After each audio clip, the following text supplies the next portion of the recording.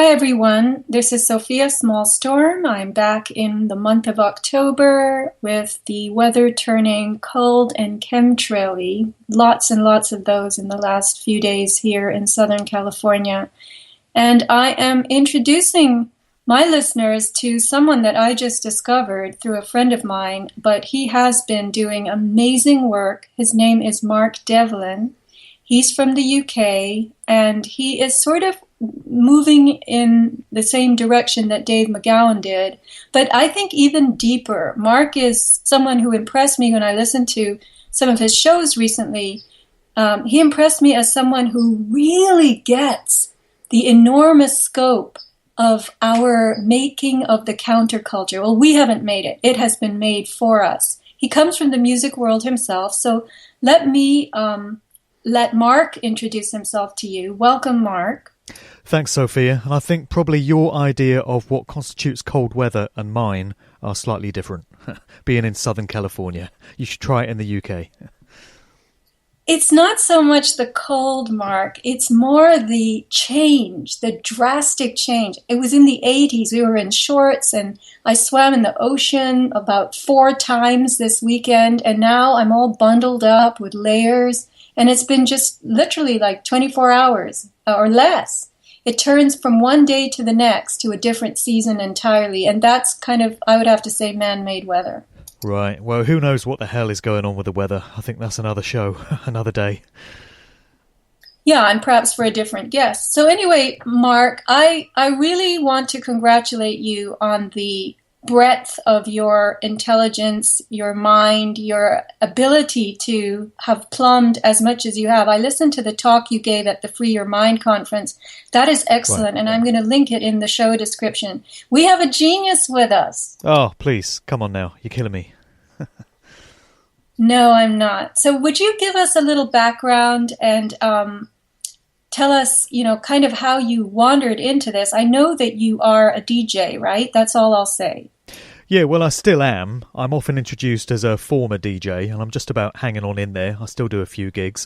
I don't do anywhere near the number of gigs that I did previously, and being a club and radio DJ was my main job for about 20 years. And I've made the point many times recently that what I'm doing now, these type of radio shows and gigs like the Free Your Mind conference and all the other speaking engagements that I do, have become my new DJ gigs. So I've traded doing radio mixes and live club gigs and stuff for being out there on the circuit talking about all this stuff. And who would ever have guessed that things were going to turn out that way? I certainly wouldn't have done. If you told me 6 years ago that this is what I'd be doing at this point in my life, I wouldn't have believed you. But I've followed the synchronistic path that's been laid for me, and I really do believe that I'm now doing what I came here to do, what I incarnated into this reality to do. And it took me a while to realise that, but I tell you what, it's a very sobering thing when you finally come to an understanding of what it is you're here to do. And so I'm just following, the path wherever it leads me.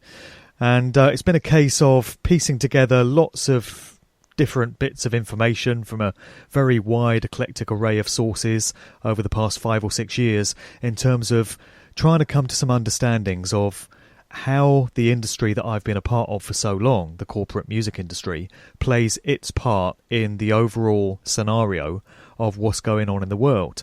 And ultimately what it all boils down to in this reality is mass mind control, social engineering, and the shaping of value systems and perceptions in the minds of the general public. And you could add brainwashing to that as well, I guess.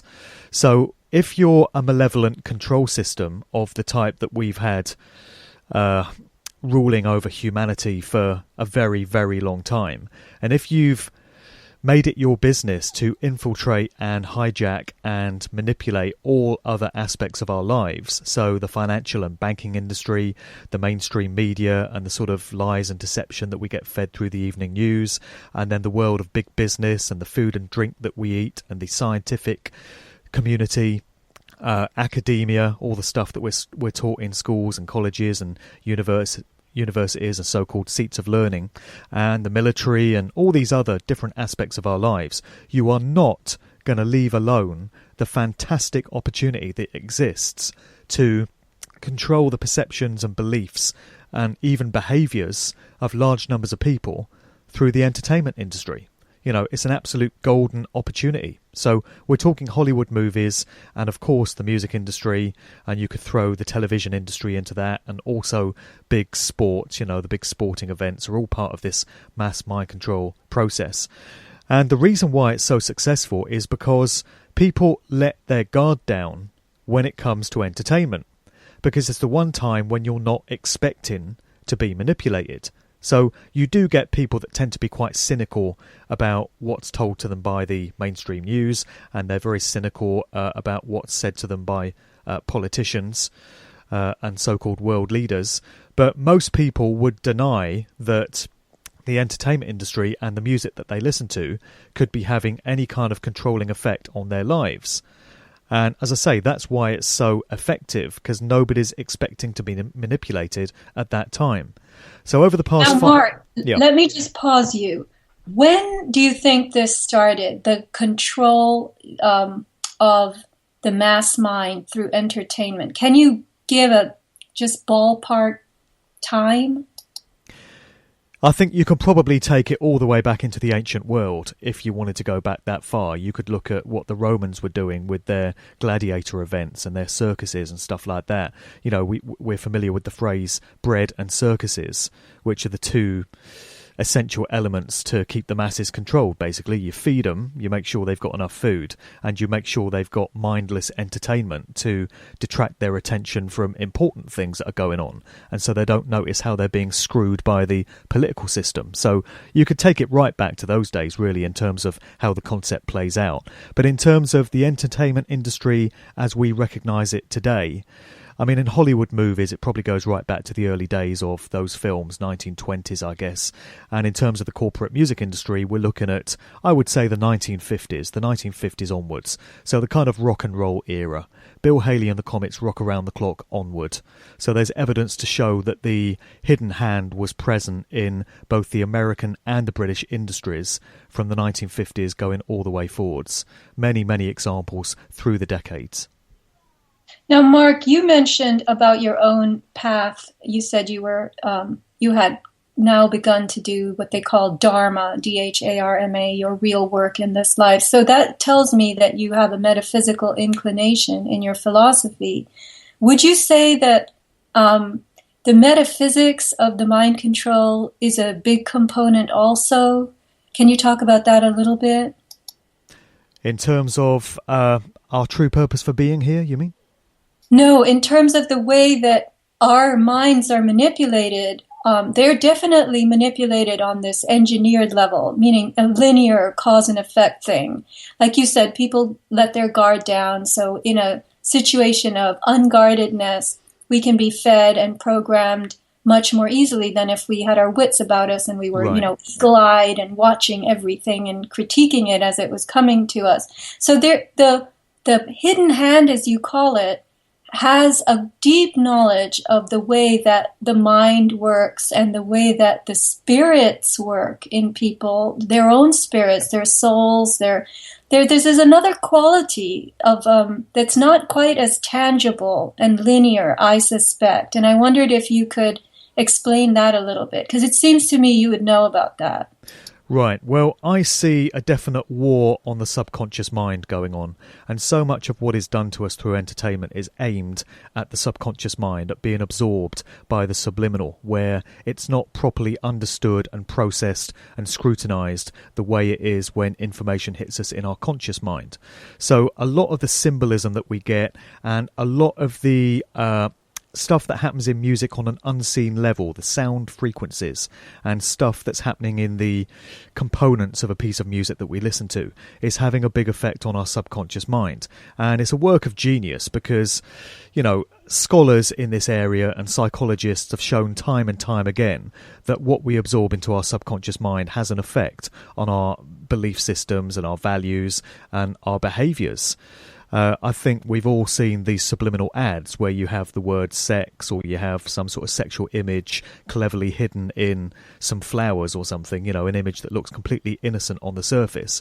But when somebody draws your attention to the fact that you've been absorbing this word, and then you can see where it's hidden in the design, immediately that comes out of the subconscious and into the conscious mind where it can be recognized, and the next time you see that image you're not going to be fooled by it again because you know what's there. But until it's pointed out to you, or until you've learnt to interpret the symbolism and understand what's being done to us, it's having that effect on a subconscious basis. But a very key thing to all of this is they're after the subconscious mind, and something else they're always after, and not just through entertainment, in terms of everything that this control system does to us, is they are after our free will consciousness, and they're looking to hijack that, and they're looking to take away our, or at least to hijack our consent towards what's done to us. And this is why we always get the opportunity to know what's being done to us. Because people ask, why would they bother to put all this stuff into pop videos and promotional pictures and movies and stuff like that, predictive programming and all their little occult symbols, all their little calling cards that give you a hint as to what they're all about and which actors and which pop stars are owned by the system? Well, the reason they do that is because as part of their twisted belief system and the way they see things in line with what they understand to be natural law, the guiding spiritual force behind the universe, they have to tell us what they're doing. It's referred to as revelation of the method in some contexts, but it's given us the opportunity to know what they're all about, their true nature, what they plan to do. And the reason they give it to us in this encoded, cryptic kind of form is because they know that the vast majority of us could never be reasonably expected to understand exactly what's being communicated. And there's only a few that would ever take the due diligence to properly look into it and understand what all these symbols mean and what could be, getting communicated. But nevertheless, as far as they're concerned, they've told us. And it's all about getting our tacit approval and unspoken consent for things that they want to do. And like I said, the key to it is the will. Very important word. Our greatest gift, our greatest spiritual gift is our capacity to make free will decisions in line with our consciousness. And the will is key to everything. So the will has got to be there on the part of the individual to discover what it is that's being communicated to us and get to the truth of the matter. And if the will is absent, then we get mind controlled, and our behaviours and thoughts and actions are not our own. They're being dictated to and manipulated by, these forces. So just very important metaphysical and spiritual concepts, I would say. Free will consciousness and consent, consenting to situations or withdrawing that consent. It's very, very important. They see it as important, so we should as well. And we really need to understand how these dynamics work if we're going to take back our power, I would suggest. Mark, I wrote down while you were talking, hijacking the free will consciousness, and this phrase you also use, natural law. And I think you've put it very clearly just now, that we are endowed with this free will. That's what makes us individuals, after all, right? Exactly. And so when they manage to rope or harness our free will by fooling us in the ways that they do and giving us the opportunity to know, if we only knew how to look at their clues and hints in the right way, they're really, I think what they're doing is they are garnering our willingness and getting our intention aligned with theirs. It's the intention factor, right? Yeah. They're shifting the onus and the emphasis for what they're doing onto us. So when we don't object to it in any way, and when we don't say they can't do it and we're not happy with what they're proposing, they take that as a green light to go right ahead and do what they always plan to do anyway, except that now they've got our approval or unspoken consent for it as they see it, and so the heat is off of them and onto us. I always make the point that it's a very sick and distorted and twisted way of looking at it, but that really is how they see it. And it's not just me saying that. There are many researchers into this subject area that have come to these same conclusions. And there are lots of, religious scholars and philosophers that get into all this stuff as well. And the concepts are always the same. And, I was doing a conference at the weekend in England where I was the last speaker on, and I was talking about my usual stuff, the music industry stuff. But all the other speakers on the bill were talking about personal sovereignty and the Freeman movement and all that stuff, withdrawing yourself from the legal fiction of government and all of that, and just extricating yourself from having any kind of contract with these organisations. And so people were talking about the birth certificate and how we're tricked into having a corporate entity and our name created for us when our parents sign a birth certificate in our name, and it's all trickery and it's all wordplay and it's word magic, it's always there in the language. But it just struck me that I had all these guys talking about how you can unplug from the system and how you can not contract to all these things that they try and coerce you into. And it's exactly the same concept in terms of the stuff that I talk about. So I talk about symbols that go into music videos and predictive programming and stuff like that. And it's all down to hijacking your consent and your free will and tricking you into consenting to situations. So, whether it's tricking you into having a lifelong contract with the government to pay tax to fund illegal wars because you've got a government name and you've got these documents that have been created which are attached to you, or whether it's understanding what that symbolism in the latest Rihanna video means and what they're trying to communicate to you. Always it's to do with fooling us and coercing us into going along with what they plan to do and aligning our free will consciousness to it. We're not making a free will decision, of course, because our decision has been manipulated for us. But again, if we don't apply the diligence and the vigilance to understand what's being done to us, then, as they see it, we get what we deserve. The opportunity is always there to know. So you can research these subjects. You can understand what's being done to you. Most people, of course, are too distracted with paying their mortgage and doing the job and all the other stuff that keeps us busy in our lives. But nevertheless, the opportunity is always there if the will is strong enough. That's the way I see it.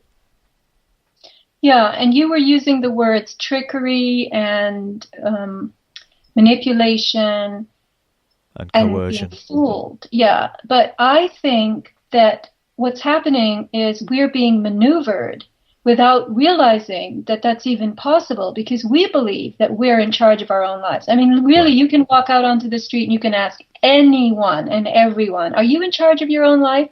And I'll give you, I'll bet whatever, that they'll all say, yes, of course I am in charge of my own life. Sure. But they're not, right? And I was also thinking while you were talking of the first instances when a small child realizes the power of no. I don't have children, but I've observed them, and I see these little 2-year-olds, and they'll just say no, no, no. They want to say no to everything because that's their first recognition of their own power, right? Right.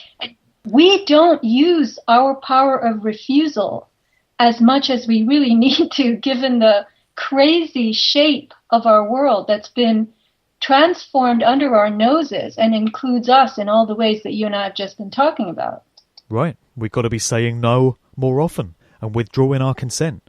And that dynamic is there at our disposal anytime we want to tap into it. It just needs enough people to all be on the same page and to be unified in doing that. So imagine the effect of, in this country, we've got this bloody extortionate TV tax that we're supposed to be paying, that we're required to pay, we're told, although they know what they can do with that, called the BBC TV licence. So if you want to watch television in the UK, you're told that you have to pay a fee, which I think is £146 a year, something like that. And of course the money goes to the BBC, which anyone that's paying attention knows is a den of paedophilic activity. It's even been reported in the mainstream that the BBC has long been a den of paedophiles, and they're also apologists for terrorism as well in terms of the false and misleading news stories that they run, although they're hardly unique in the world of mainstream media there. But, imagine if large numbers of people in this country decided that they no longer wanted to fund a paedophile organisation, which is also a propaganda arm for the British government, and they all came together and said, we're not paying our TV licence, you can stick it, what are you going to do? You know, they can pick a few people off that say that and make examples of them and throw them in jail for a few months to scare other people into not doing it. But if thousands upon thousands upon thousands or millions of people all said, we're not paying it, what you're going to do, where's the power then? There's also moves to try and get smart meters into the homes of people in the UK, as there probably are in the US as well. And anyone that's been doing the research into those things will understand that they're very detrimental to human health. And there's also spying and surveillance issues involved as well. So what would happen if everyone in the country came together and said, not over my dead body, mate, are you putting a smart meter in my house? I'm not having it. You know what you can do with your smart meter? Where's the power then? You know, large numbers of people all saying no. Unfortunately, I think we're a far way off from achieving that. But like I mentioned, the opportunity for it to take place is always there any time enough of us want it in our collective numbers.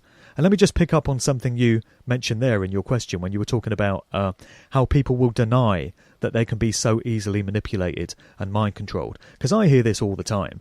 When I suggest that music can be used for mind controlling purposes, a lot of people say, oh, you can't get me, mate. I'm too smart. No, I'm paying attention. I know what's going on the whole time. You can't get me. Well, how many people have found themselves at some point in the day with a song ringing through their head and the melody, they're just playing it over and over again.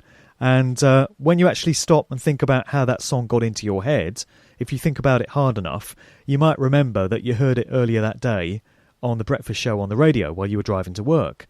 And then suddenly, when it's into the conscious mind, again out of the subconscious, you can say to yourself, oh God, yeah, I remember that song. It's been ringing around my bloody head for the last 8 hours. And often you get that with a song that you don't even like.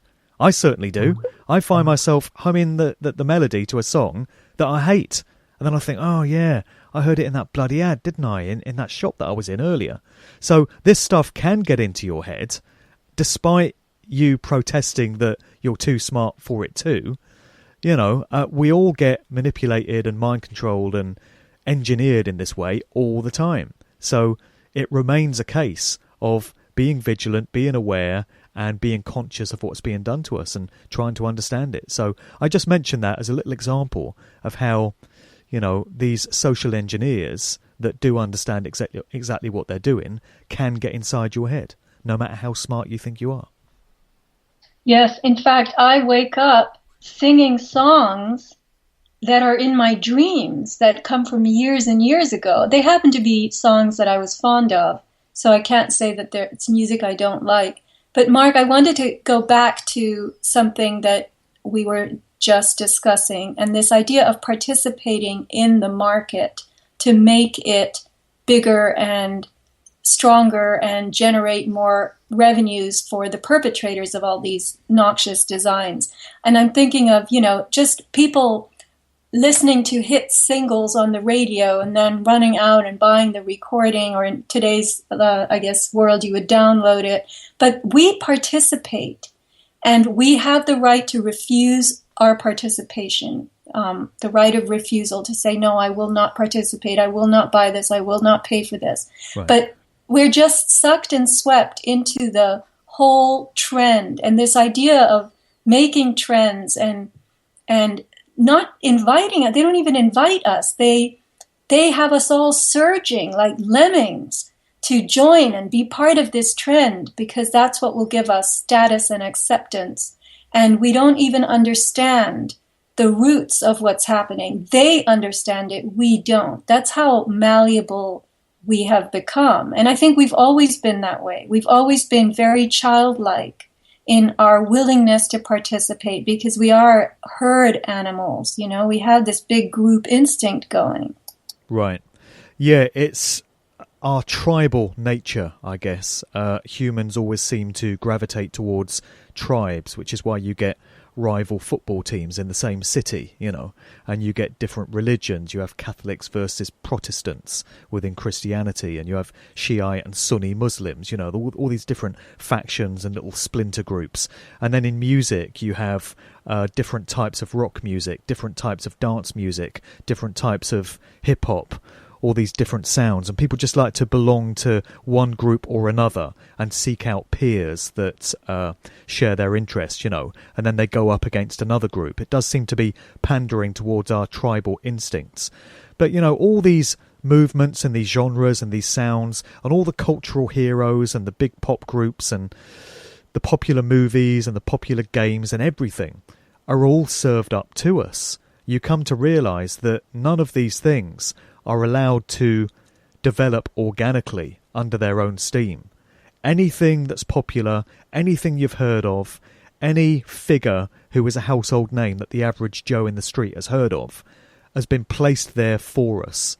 They've not risen up through the ranks through hard work and keeping their fingers crossed and a little bit of luck. They've all been created for us. And you come to realise when you do the research that most of these individuals and these movements and these trends and these fads and these fashions and things like political correctness, phrases that you're allowed to say, things that you're not allowed to say, which can change from decade to decade, are all the product of institutions such as the CIA, MI5 and MI6, the Tavistock Institute of Human Relations, the Frankfurt School, the Fabian Society, Stanford University, Oxford and Cambridge University in the UK. All this stuff is created.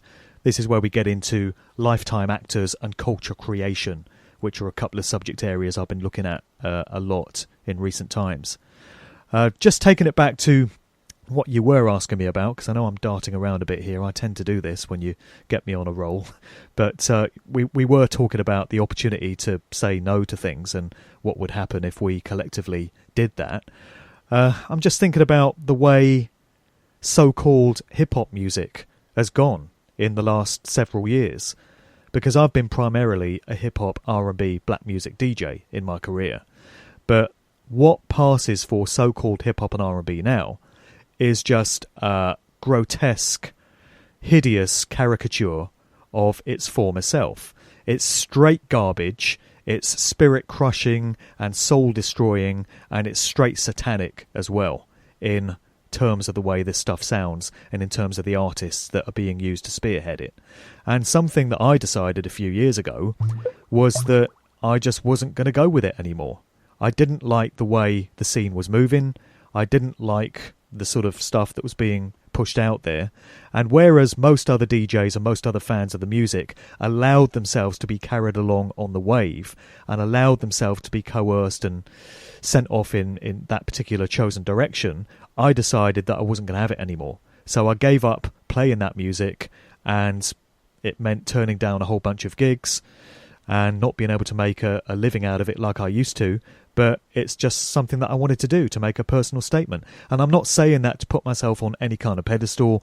I don't want any kind of praise for doing that. I just merely use it as an example of the power that we all have if we choose to take it upon ourselves. So what would happen if loads and loads and loads of other people, loads of other DJs, and many thousands or millions of other consumers had all said, you know what, this music is garbage, it's not what it was, and it sounds crap, and we don't want it in our lives. So corporations, fix up, give us proper music, take these clowns away that you're dishing up to us, and give us some real artists, or we will not be supporting this music. We won't be downloading it, we won't be playing it, we won't be listening to it in any way. Imagine what a message that would have sent back to the corporate controllers. And that dynamic is there to be embraced and to be tapped into, as I say, any time enough of us want it. And that applies to all things. You know, all of it comes to an end the minute enough of us stop cooperating with it and acquiescing to it. Well, you just said you did this to make a personal statement, but what you really did was you exercised your right of refusal, your right of non-participation, of withdrawing, of separating yourself from something you recognize to be not good for whatever reason. So you did it, Mark, and now you're on this, look what happened. You're on this path, this dharmic path. This is your true self-expression, right? What you're doing right now is your true self-expression. So this is a massive gift, right?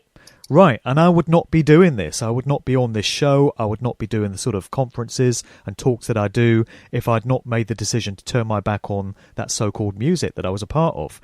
And I've followed that synchronistic path that's been led, and it's an incredible thing. You know, nobody's more surprised than me at what it's led to. But I tell you what, it feels completely natural for me to be doing this. And I really do feel like I've kind of found my way home in this reality, and my life makes so much more sense now. And I feel that I'm making some valuable contributions in terms of putting out information that is hopefully going to empower and inspire other people. And that's far stronger than the feeling I felt when I was out there doing these gigs, you know, playing music every weekend. I loved it at the time. It was my life. I lived for it. I lived for the next party. But I'm in a different place now because I've just allowed myself to go with it. And also, I just realised that it was the right thing to do. When I came to an understanding of just how dark and dangerous this reality is, and the key part that the corporate music industry is playing in the overall process of keeping people spiritually crushed and cut off from their true nature, and in base consciousness and in total ignorance of truth, I realised that I had a responsibility to communicate what I'd come to know to other people, merely because it's the right thing to do. And it's not right just because I say it is. It's right in nature. It's right in creation. When you get down to the tenets of natural law, spiritual law, there are absolutes of right and wrong. There are natural rights that we have. There are moral behaviours that we are required to undertake, or we're invited to undertake, and there are behaviours which are immoral and which we have no right in nature and in creation to be undertaking. You know, absolutes of right and wrong. These can be understood and they can be applied to people's lives. And it doesn't matter who doesn't believe that or doesn't like it or thinks I'm talking bollocks. It doesn't stop it from being the truth. Truth is truth. Now, Mark, you were on a bit of a tirade right there, but that's fine. That's very good, powerful, good stuff to listen to. I want to ask you this. I had written a note when we last talked, and you said this, and I want to talk about this a little bit. No one in the public eye is what they seem. So before you answer that question or talk about it, I want to throw in what you have been telling us, that you came to realize that this world of entertainment was very dark. How did all of that come together for you? How did you decide that the quality of the modern rap was not the same, and there was a distinct difference in its tenor and in its intention? Well, it was a slow drip process, bit by bit. The understandings that I've come to didn't come to me overnight. I didn't have a massive moment of epiphany where I just said to myself, my God, now I've got it. Now I understand it. You know, it was a very gradual process of unpacking all this information, and one thing led to another. So first of all, I got into a lot of the occult symbolism that was going into contemporary music videos. So the videos of like Kanye West and Jay-Z and Katy Perry, Britney Spears, Miley Cyrus, Lady Gaga, artists like that. And I noticed that the same signs and symbols were cropping up in all these videos from all these different artists. And that led me into noticing that certain symbols had been used through the decades by other acts going right back to the 1970s, 1960s. So before you know it, I'm looking at the Beatles and the Rolling Stones and the Doors and the Grateful Dead and a lot of these influential rock music acts, Led Zeppelin, of those times. And that led me into the very early days of the industries, and I was looking at people like Cliff Richard and Elvis Presley and some of these early music producers, some of the influential record producers of the time. And one thing just leads to another, and then you find yourself looking at the world of Hollywood movies, and you can see some correlation there between some of the occult symbolism that's being used in that walk of life. And then you find yourself looking at organisations like the Process Church of the Final Judgment and the Church of Satan, and there's connections into Charles Manson and things like that, and they connect the movie industry with the music industry, so you realise, okay, it's bigger than I thought, it encompasses these other things. And then you realise it goes into the world of politics, and it goes into the world of the military and the military intelligence communities, the CIA, MI5 and MI6. Before you know it, they're all involved. Then you find that you've got the influence of dark occult mystery school teachings from the likes of Aleister Crowley, and you realise that you've got the OTO and the Order of the Golden Dawn all caught up in it, and you just realise how massive the whole thing is, and everything is interconnected. And where at first you might have thought that Jay-Z is somebody that they've placed up there as one of their chosen ones because they're using him for certain agendas, and back in the 1960s it might have been the Beatles, and back in the 1980s it was probably Madonna. When you're realistic about it, and when you're honest with yourself, and when you go where the evidence takes you, you come to realise that pretty much everyone that's ever been placed up there as a cultural icon or hero or somebody that you've heard of, any kind of household name, has been chosen and selected for that role. So whether it's world leaders, politicians, actors, pop stars, television presenters, big sports stars, supermodels, anyone that's up there in the public eye. And the key to understanding where many of them have come from, not all of them, but a lot of them, it comes down to bloodlines and genealogy and the families from which these people emanate. And often it goes back many, many generations, and you can trace back, some very interesting links back into previous generations and even the ancient world, if you take it back far enough. So it's very, very deep, and you peel away the layers bit by bit like an onion, and there's always more to discover. That's why you never reach a point where you can say, I understand it all now. You continue to learn as you go on, and I know so much more now than I did even when I put my book out in late February of this year.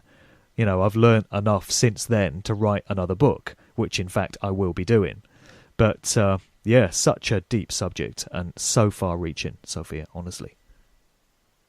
Well, Mark, you've been using the pronoun you, as though anyone could do this. Anyone who started unraveling the ball of, the knitting wool or yarn is going to end up where you ended up. But I don't think so. I think you have a very unique capacity to put a lot of material together in an abstract container in your mind and then link it all up. And I know you've plumbed this, and you've been really sewing the tapestry together.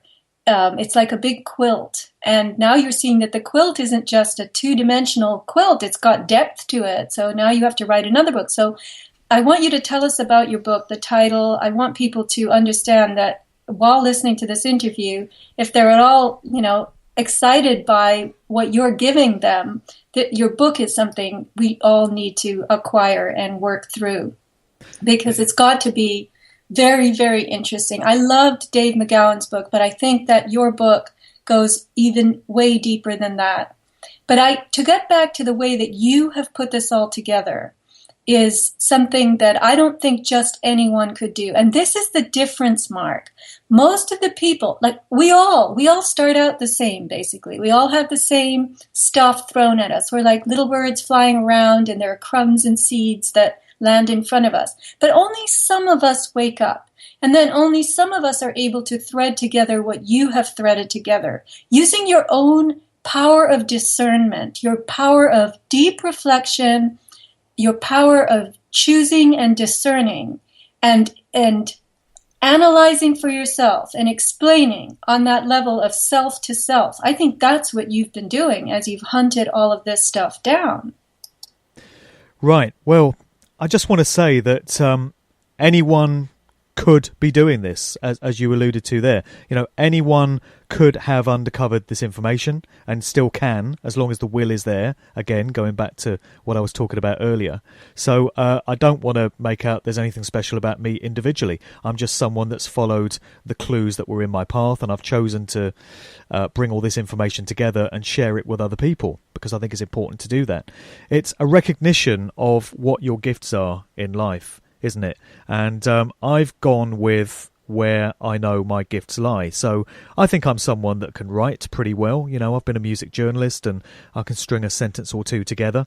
And I think I'm pretty good on the radio. I've been doing radio shows for many years. So my way of communicating information that I find is to put it into a book, as I have done, and to talk about it on radio and to talk about it in conferences and things like that.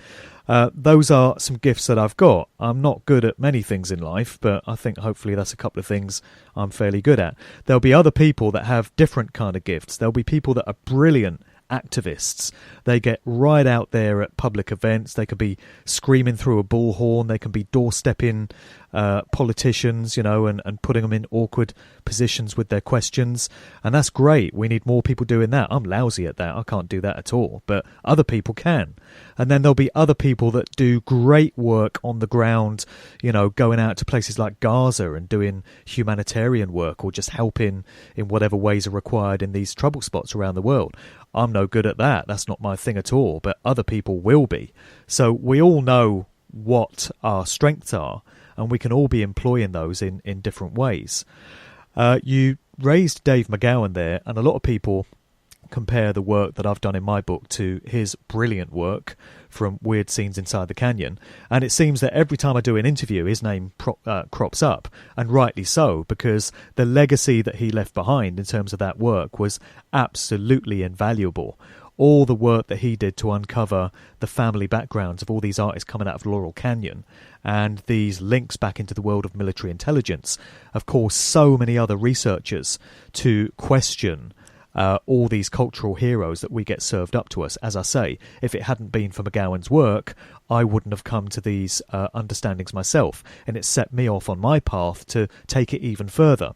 And I think from the interview that you did with Dave McGowan, Sophia, and I also chatted to him a couple of years ago, you would agree that Dave seemed to see what he discovered in quite an isolated way. So, he would have been the first to admit that it's very strange that all these musicians had families coming out of military intelligence, but he didn't tend to put it into the wider context of what's going on elsewhere in the world, and how does that story fit into the wider picture of what's being done to us, and all these people that are given to us as popular figures in other walks of life, and the whole idea of cultural creation. The fact that any kind of cultural movement or any kind of social change that we see that affects large numbers of people and steers culture off down a particular path would not have been allowed to develop off its own back. The evidence of the hidden hand is always there. So I think Dave is somebody that didn't really have a grasp on how deep the whole thing went, and, appropriately, how much his work was key to understanding that whole process. But there have been many others that have been able to take the ball from him and kind of run with it and take it much further. And I think that's probably something I'm doing, and there's many other researchers that are doing that as well. And it's these little chapters along the way that allow us to discover the bigger picture. Somebody will come with a piece of research that will chime with somebody else that's been looking at a different subject area, and you can see a common link between the two. There's overlap, and you think to yourself, okay, there's something going on here. Let's find out what it is. And you can just increase the understanding that way. And what really strikes me as just amazing and astounding about these times in which we live is how far we've come in such a short period of time in terms of what truth seekers are now able to know about this world and what's going on. Just thinking back to my own personal situation, as recently as 2010, I was just completely sleepwalking through life as a flesh robot in a trance state, completely conditioned, completely brainwashed, the product of a lifetime of it. But something happened to me that year, and I was able to snap out of my trance and start to raise my consciousness. And I've been on that path, developing bit by bit every year since. And what I know now compared to what I knew then, or even what I knew last year, is just incredible. And if you look at it in the wider sense of what we as a society or as a species are now able to know, the truth that we've uncovered in just the last few years, that's incredible as well. So now you've got people questioning things like, the Paul McCartney replacement of 50 years ago. You got people questioning things like the official story of the Jewish Holocaust. You got people questioning things about what really happened with the Kennedy assassination. And there are new bits of evidence that are coming to light that have laid dormant for the last 50 years. So whatever you think about these subjects, whether you think the McCartney thing is a load of rubbish, whether you go for the official story of the Holocaust or not, just the fact that people are questioning these things, which have been taken as a given for the past several decades, and they're now scrutinising it with fresh eyes and turning up new evidence which people have never considered before, is an amazing testament to these incredible times. And there does seem to be a process of conscious awakening taking place, nowhere near as much as is needed, and nowhere near as quick as is needed if we're going to turn things around. But at least there is evidence of that process taking place. And it's just incredible what we're now able to know. Of course, the internet plays a big part in that, and the fact that we can now share information so quickly with large numbers of people in ways that we couldn't 20 years ago has been a major, major part of that process. And I would say the internet has backfired big time on those that introduced it, presumably with methods of data gathering and surveillance in mind. But we've really been able to turn that one around for our benefit. And it's just incredible to me, the process that we're now going through in terms of uncovering truth. Mark, I love the image that you depicted of yourself as a flesh robot only in 2010, I think you said, and then you snapped out of your trance. Right. I think that everyone has the potential to do that, and it's very exciting when you describe it like that. I see this flesh robot walking around and then just, boom, jerking out of the trance and becoming awake and alive and then getting to know as much as you have. And just to get back to Dave McGowan, I think he was a very early researcher, and he has spent or had spent many, many years doing this, and he unearthed things way back for us. He kind of gave us a buffet to visit in terms of his website.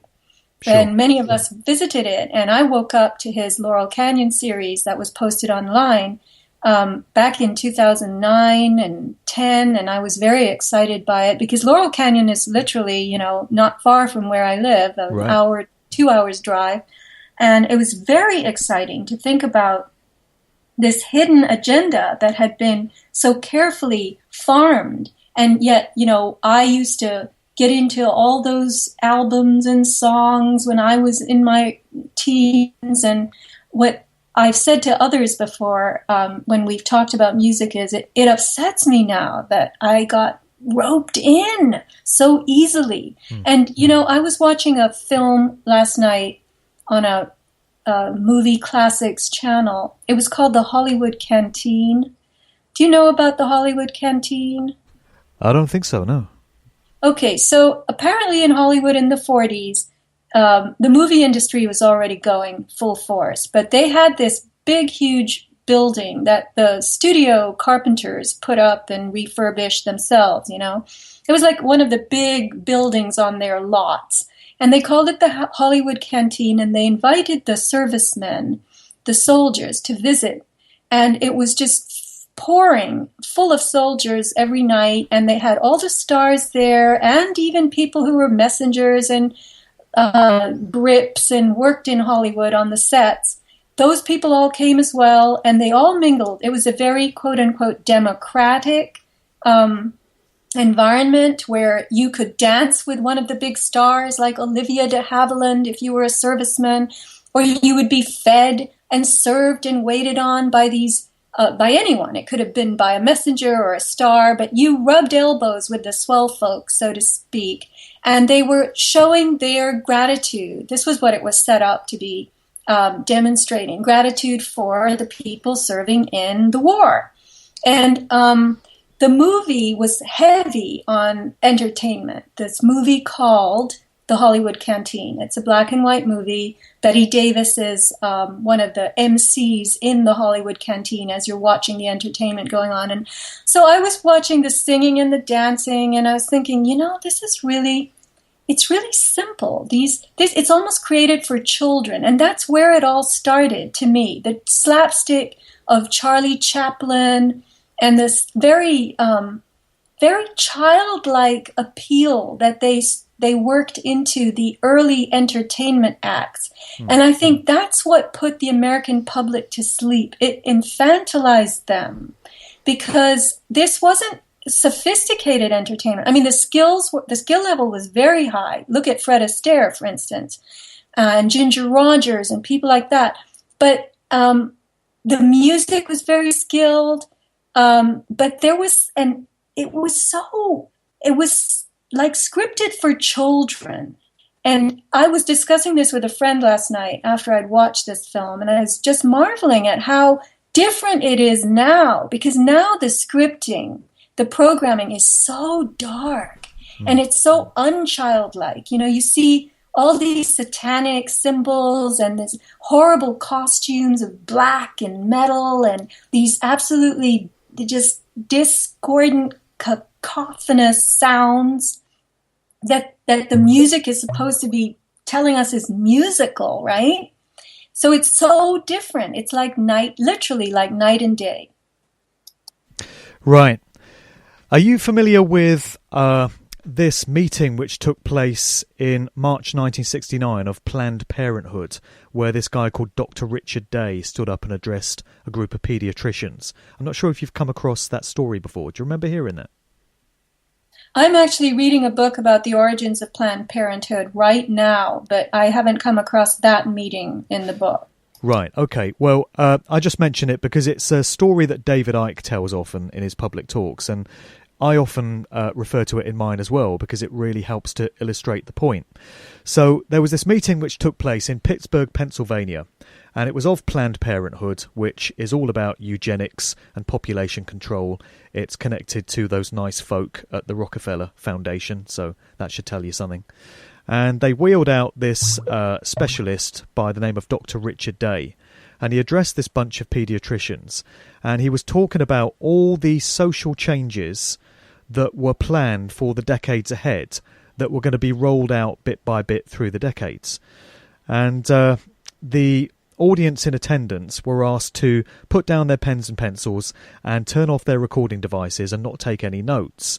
But fortunately, there was this one doctor by the name of Lawrence Dunnigan who ignored that and took a bunch of notes.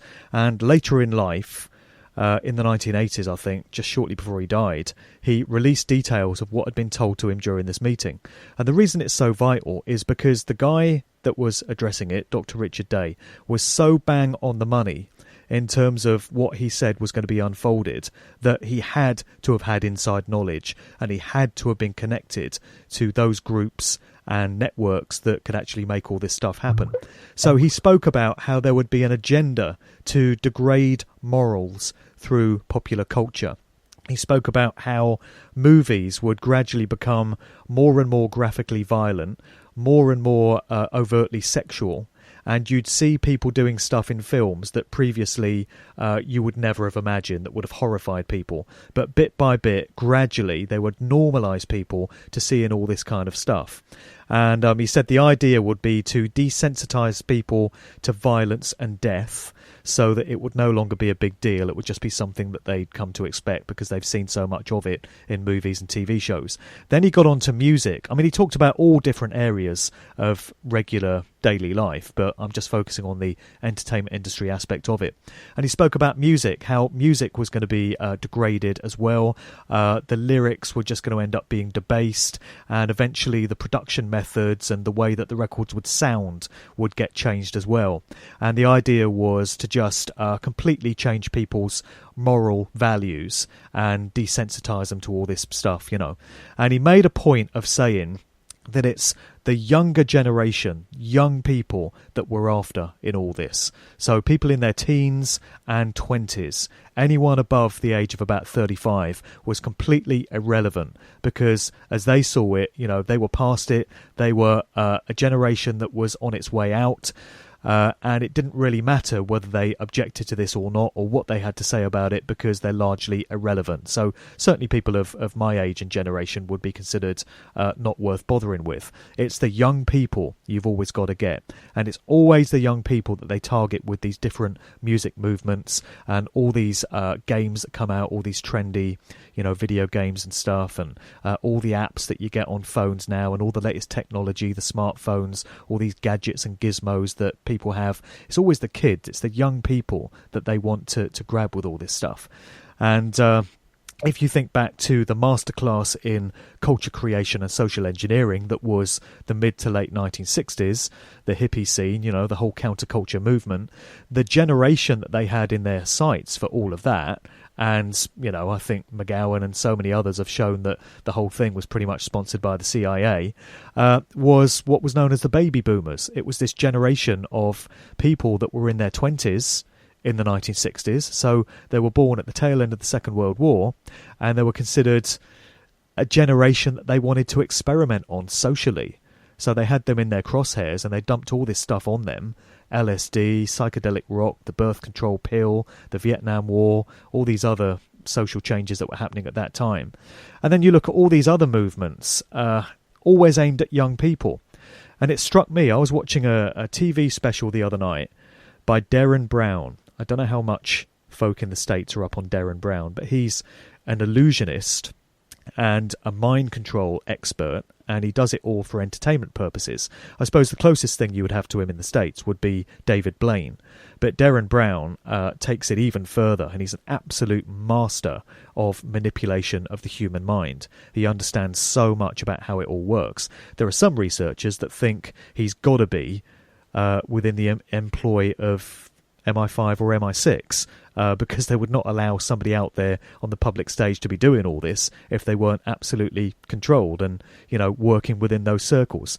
But he puts on these amazing shows where he appears to read people's minds. He appears to know things that no human being could ordinarily be expected to know.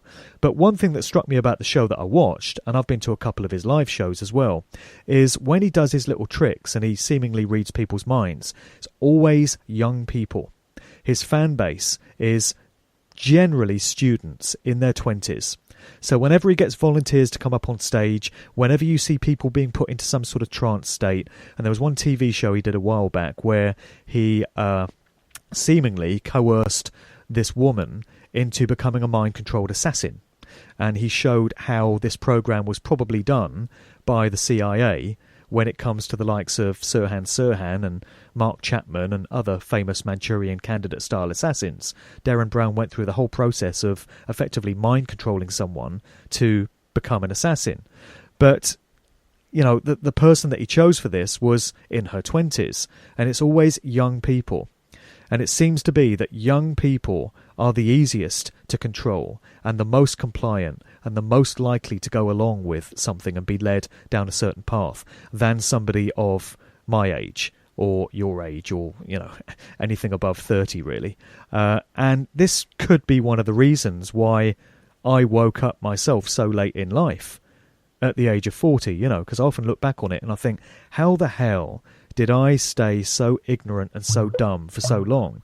Why did it take until that point in my life for me to see what is now so blatantly obvious to me?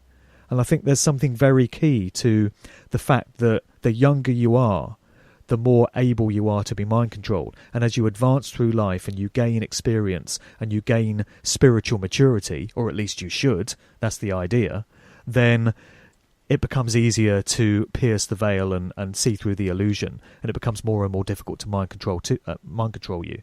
So what you were saying about children, they start it very young, which is why you see occult symbolism and sexual stuff encoded into Disney cartoons aimed at 5 and 6-year-olds. And then when you get into the area of trauma-based mind control, you hear that so many of these celebrities that have been a part of that have been into it since childhood. Their programming started when they were 5 or 6 years old.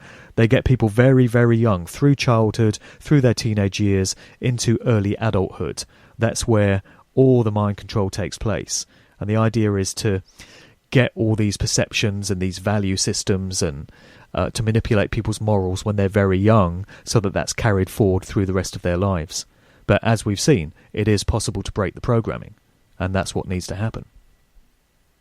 Well, I was referring specifically to the type of entertainment that they created back in the early days of the entertainment industry, movies and, the singing and dancing. The right, music. That it seemed more innocent then.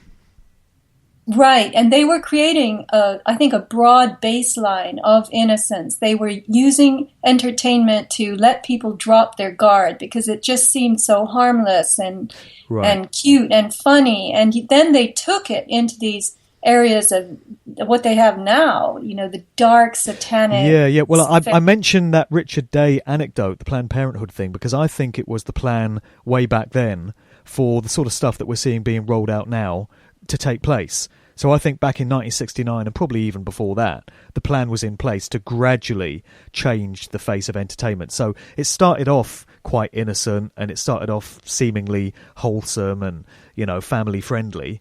But I think the intention was always there at a given point for it to start to become more dark and more occultic and more disturbing as new generations came in. I think that would have been a long-term plan to do it that way.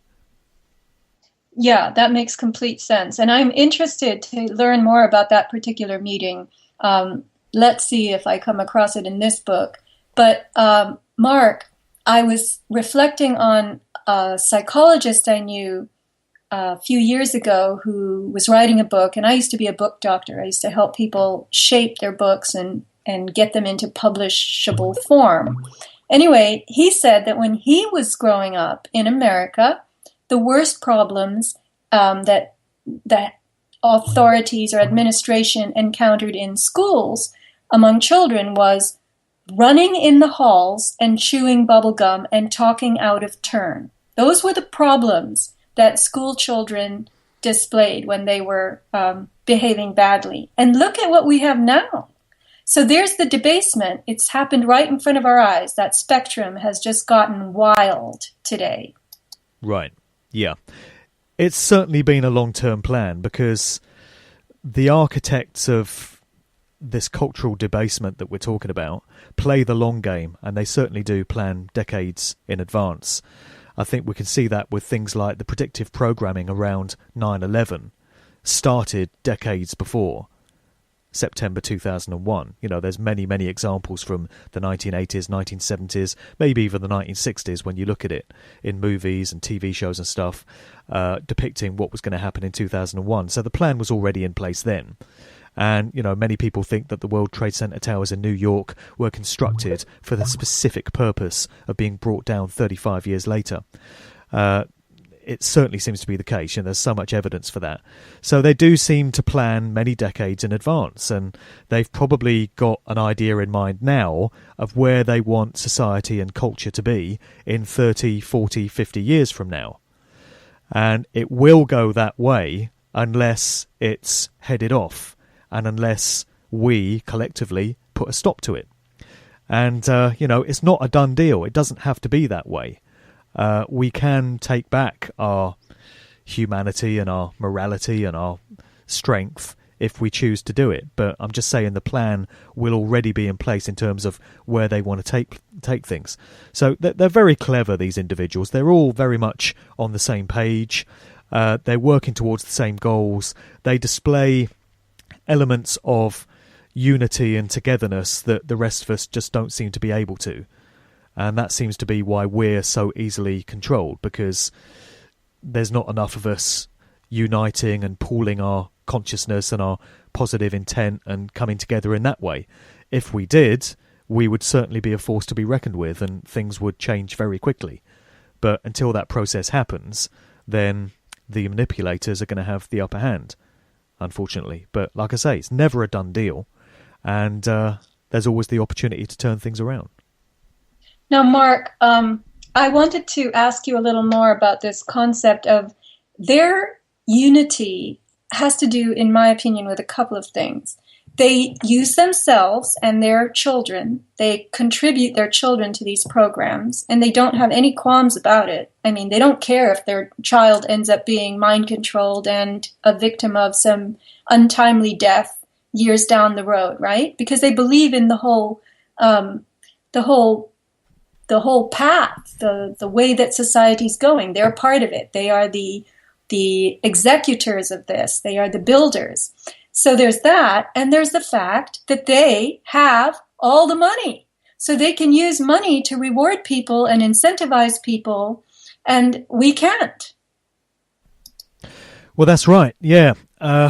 Key to so much is families, like you said, children that are born into particular families and particular bloodlines, and these children are put to work in the agenda in certain ways.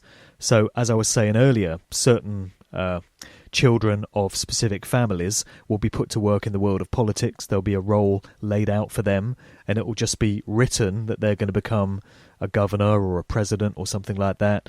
And then certain others get put into the world of music, and it's just a given that they're going to become a successful music star. It's not left to the public to decide whether they like them or not. That doesn't matter. If they decide that a certain individual is going to become a big pop star, they do, regardless of what the public thinks. These stars are just created at will. And then they push certain others into roles as actors in the world of Hollywood movies and stuff. And that's how they keep a lid on so much of this, and that's how they're able to control these agendas, because they use the children of tried and trusted families and these bloodlines that go back many generations. And that's where satanic ritual abuse and trauma-based mind control comes in, because they do it to their own kids. It's incredible for people to hear this. People can't understand how anyone could put their own flesh and blood child through something as horrific as a program of satanic ritual abuse. But it's a generational thing. The parents that put their child into this would have had it inflicted on them themselves. And it goes back through the generations, and it's just expected of them to continue it off down the line. And if people want to understand more about how that whole thing works, have a listen to the work of Jay Parker, who's a survivor of satanic ritual abuse, and he talks about how he came from a family of long-running occultists into, witchcraft, basically, and he can trace his parents back many, many generations into the ancient world. And there was something about Jay Parker that enabled him to break his programming and break the line, basically, because he would have been expected to carry it on down the line and keep it going. But he stands as proof that you can break free of these methods, and things can turn out in a very different way. But the military is key to this as well, because like we mentioned earlier, there's so many links between the military intelligence communities and the entertainment industry, and also the world of the dark occult as well. So wherever you've got the fingerprints of the military, then dark occult ritualistic practices and ceremonial magic and the works of the likes of Aleister Crowley will never be far away, because those two elements seem to go hand in hand. And paedophilia would be another strand to that as well, unfortunately. But you get so many of these children from military families where, because children aren't seen as having their full capacity for free will consciousness yet, because they've not developed into adulthood, they're considered not to be able to consent to situations and apply their will in a way that they would once they've come of age. Then the responsibility for them lies with the parents. And with so many children born into military families, the children are seen literally as the property or the possession of the military, and therefore they're fair game. They can be used for anything that helps to further the agenda, which would appear to include knocking them off in a ritual, sacrificial fashion whenever it suits them, because military personnel just seem to be viewed in that way. They seem to be just viewed as the possessions of the elite controllers in a way that people from other walks of life aren't. So it seems to be very unfortunate for children that are born into military families where they don't seem to have any say over where they're going to be sent in life and what their lives are going to be. And again, that would be why we get so many of these celebrities that come from those kind of backgrounds, I would suggest. Mark, it just hit me. Do you think that any of that, the utilizing of the soul even in the execution of this very long-term, broad agenda, do you think it has anything to do with the fact that they own the straw man of the person and therefore they can they have permission to grab at the real person? It just hit me. I thought, well, without the straw man, could they do any of this? But they do own their own kids and their own kids' straw men, right? Right, yeah. I think that could be an aspect to it. I've never really spent a great deal of time musing on that one, but yeah, you could well be onto something there. They do seem to like these little ways out of things as they see it. They seem to like avoiding karmic consequence for their actions as they see it. Again, like I said earlier, I would differ with their perception of things and their viewpoint, and I think they've got a lot of it very twisted. And I think on the day that they come to face their own karmic judgment, because best believe that exists, then they're in for a shock in terms of how they've interpreted these dynamics. But I think they like to give themselves these little ways out, and they really do believe that they can avoid any problems for themselves by shifting perspectives and shifting the emphasis and putting the onus on other people whenever they can. That's just my reflections on it, really, based on what you just said. Yeah, this is just something I literally thought of a minute ago, and I think it has to do maybe with the way that they make contracts in this dimension. They have black contracts that are, macabre and slanted toward very different outcomes from what the whole principle of life is all about. And I've just written a newsletter on this concept of sepsis and antisepsis. And the day-night cycle has to do with the sun giving life to things and enhancing and promoting good, healthy growth. And then the night is the time for which things that are on the way to decay and death get worked on by all the little microorganisms and the qualities of darkness and dampness and cold to be broken down and rendered into nutrient forms for the life cycle once again. And these perpetrators are promoters and lovers of sepsis, lovers of decay, of putrefaction, degeneration. And that is what we're seeing on all levels in our society. We're seeing a degeneration of the human spirit, the human group morality that keeps the group intact and safe. That's what you were talking about before with the tribal adherence. If we do work in group think, then we will be able to protect ourselves. But they have done the divide and rule, divide and rule, divide and rule.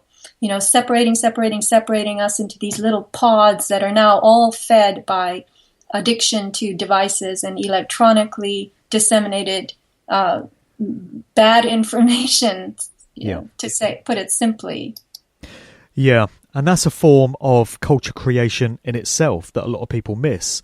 You can look at social engineering, and a great example would be the counterculture scene of the 1960s. And I think it's fairly clear for people to see how all of that was made to happen at the hands of the CIA and stuff, where all the LSD coincided with the psychedelic rock and all of that, the music changing, people's attitudes changing. But look at the society we've got now, where everyone's addicted to technology and people can't get by without their smartphone and their tablet and whatever. These devices are a mystery to me. I'm rocking some knackered old bloody mobile phone handset that's about 5 years old, and all it does is make and receive texts and calls, and I'm happy with that. That's all I want. I'm not a fan of technology. I'm very suspicious of it because I've looked at the transhumanism movement, and I've looked at what the plans are in terms of where they want to take human society and merge it with technology, and it can never be a good idea, because they're trying to crush the true spirituality out of humanity and replace it with technological ways of doing things. How can that ever be good? That's why I'm sceptical about technology. But yeah, young people have been coerced into running their entire lives off electronic devices, and they're just used to electronic ways of doing things. And how many people now can't find their way to an address unless their car tells them where to go? They probably don't even leave the house with a map. So if the computer in the car broke down and they're in the middle of nowhere, they'd never be able to find their way home because they're not used to following their nose and using maps and stuff. So there's this addiction to technology, and it's a great example of social engineering. Again, it's aimed primarily at young people because they're the ones that really love all this stuff. And that's modern culture creation for you. It's another master example of how they do things. I've kind of forgotten what you asked me now because I tend to go off on these tangents, but remind me what it was. Well, it doesn't even matter because I have other things that I want to throw in.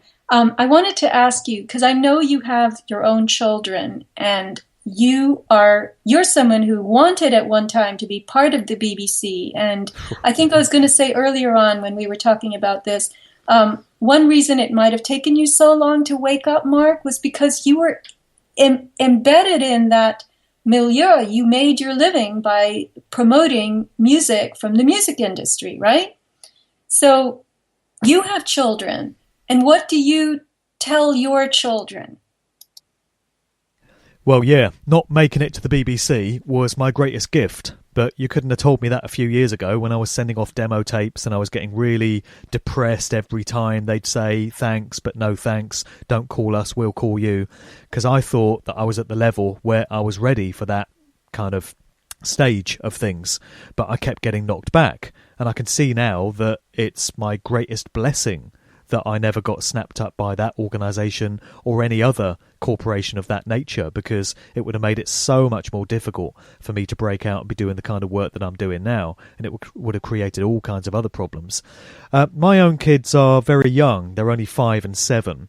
So the 7-year-old is showing an interest in pop music, and so I have to keep quite a close eye on the sort of videos that she watches and the songs that she's listening to. I've managed to keep her away from most of the dark and dangerous, nefarious stuff, I would say, so far, but I realise that as the years progress, it's going to become a challenge. But because I've done the research into how mind control works and how subliminal programming works and how symbolism works, I'm going to have a much easier time of helping her to avoid any negative influences on that front than a lot of other parents are, because they're not going to understand how it's done. So, you know, I've talked in my book about how you get things like demonic entities depicted in a Beyonce video and in a Robin Thicke video. So, you know, the song Robin Thicke, Get Her Back, there's a split second, a fraction of a second in that video where if you pause it at the correct time, you see this horrific Archon-like demonic entity. What the hell is that doing in that video? It bears absolutely no relation to the song. Same thing with Beyonce's XO video, another demonic entity depicted in it. So that's going to go straight into the subconscious mind of young kids that are watching all this stuff. Same thing with Rihanna's Umbrella video, going back a few years. You got this Baphomet-type Rain Man sort of entity in that. And, you know, it's having an effect on these young kids without them being aware of it and without the parents being aware that it's there. So I think it just falls as a responsibility for parents to be vigilant about stuff that particularly young kids are listening to. I realise that when they get into their teens, they're going to go their own way and they're going to do what they want regardless of your best efforts, because it's just the age. But while they're young and their minds are still very malleable and they're very vulnerable, it just becomes an extra responsibility for parents to pay attention to what they're being exposed to, and just don't underestimate the power of the subconscious mind and the stuff that's absorbed into it. You know, if it wasn't that powerful, why would Disney spend so long putting subliminal stuff into their cartoons? Why is there a 666 in the Disney Corporation logo in the first place? You know, that becomes a question. Why would they have put all the effort and the resources into creating that if they didn't understand the major effect that it has on the subliminal minds of the viewing public, and particularly young kids? So, yeah, it's a challenge, but I think if you're armed with the knowledge and if you take the vigilance to do your research and understand what's going on, you stand a very good chance of heading off the negative impacts. Mark, what's the title of your book? The book is called Musical Truth, and there's going to be a Musical Truth 2 as well. So I'm spending the rest of this year promoting Volume 1. And then as soon as January comes around, I'm going to be knuckling down to writing Volume 2, because there's so much stuff, as I mentioned earlier, that I've come to know since putting out the first book, that there has to be a second volume. And in fact, even when I was writing the first volume, I realised there has to be a Volume 2. So there's going to be a whole bunch of subjects going into that. And I plan to spend the whole of next year writing it, because it will surely take the whole year. And I'm hoping to get it out early 2018. But the one that's out at the moment is simply called Musical Truth. And it's available on Amazon? Sure, I know Amazon isn't everyone's favourite company. It does remain